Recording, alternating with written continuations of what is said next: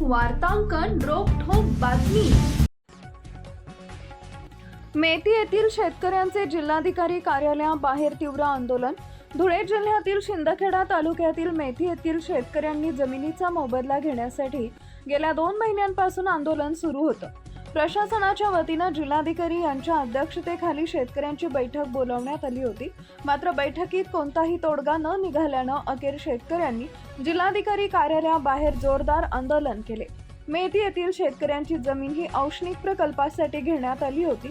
मात्र 5 वर्ष उलटून देखील त्या ठिकाणी कुठल्याही प्रकारची यंत्रणा उभी राहिली नाही आणि शेतकऱ्यांना देखील सानुग्रह अनुदान दिलं नसल्याने शेतकरी प्रचंड नाराज आहेत। एकतर जमीन परत द्या अन्यथा मोबदला द्या अशी भूमिका शेतकऱ्यांनी प्रशासनाकडे केली आहे। जोपर्यंत तोडगा निघत नाही तोपर्यंत हे आंदोलन सुरूच राहणार असल्याची भूमिका शिवसेना उद्धव बाळासाहेब ठाकरे गटाचे उपजिल्हाप्रमुख शाणाभाऊ सोनवणे यांच्यासह शेतकऱ्यांनी केली आहे। गेल्या 15 दिवसापूर्वी आमचा एक शेतकरी मेथी या ठिकाणी आंदोलन करत असताना तो टावरवर चढून त्याने आत्महत्या करण्याचा प्रयत्न केला होता। त्यावेळेस प्रशासनाने त्याच्याशी चर्चा करून आम्ही 28 तारखेला कलेक्टर मॅडमांकडे बैठक लावतो आणि शेवटचा तोडगा आपण काढू त्याच्यातनं असं म्हणून आज बैठक लावली होती। आणि मेथीचं आंदोलन हे शेतकऱ्यांचं गेल्या 2-2.5 महिन्यापासून चालू आहे। परंतु अनेक बैठका झाल्या परंतु तोडगा काय काढत नाही, तोडगा निघत नाही। आणि या ठिकाणी जे शेतकरी आहेत ते अनुसूचित जाती जमातीचे गरीब शेतकरी आहेत आणि त्याच्यामुळे कोणीही लक्ष द्यायला तयार नाही। आज परत फसवणूक केली। आम्हाला सुरुवातीला सातपुडा सभागृहामध्ये बसवलं, चर्चा झाली, त्याच्यातनं मार्ग काढू आज असं ठरलं।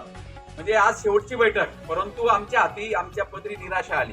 महाजनकोचा अधिकारी सांगतो आता चालू 2016ला जे गॅजेट निघालेलं आहे त्या गॅजेटनुसार ते गॅजेट 2016चं आहे। आमची जमीन ही 2012-13ला यांनी घेतलेली आहे आणि त्याच्यात कलेक्टरांचा आदेशाने अटी शर्तींचा भंग झालेला आहे। आम्ही त्या जमिनी परत मागतोय। तुम्ही यांनी महाजनकोने ती जमीन टाटाला देऊन टाकली।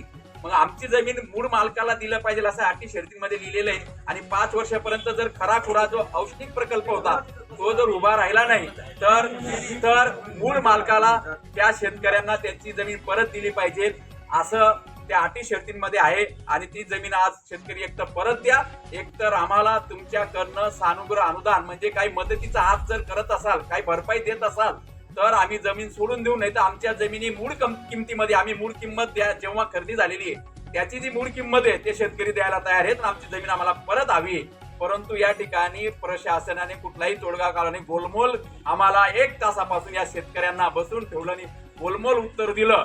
म्हणून या ठिकाणी या बैठकीचा आम्ही निषेध करतो, या सरकारचा निषेध करतो। हे सरकार शेतकरी हिताचं नाही, शेतकऱ्यांचं भलं होईल असं नाही आणि गोरगरिबांचं कल्याणासाठी हे सरकार नाही असं आम्हाला दिसते। महाराष्ट्रातील महत्त्वाच्या आणि ताज्या बातम्या पाहण्यासाठी आमच्या जय हो न्यूज चॅनलला सबस्क्राईब करा आणि बेल आयकॉन प्रेस करा।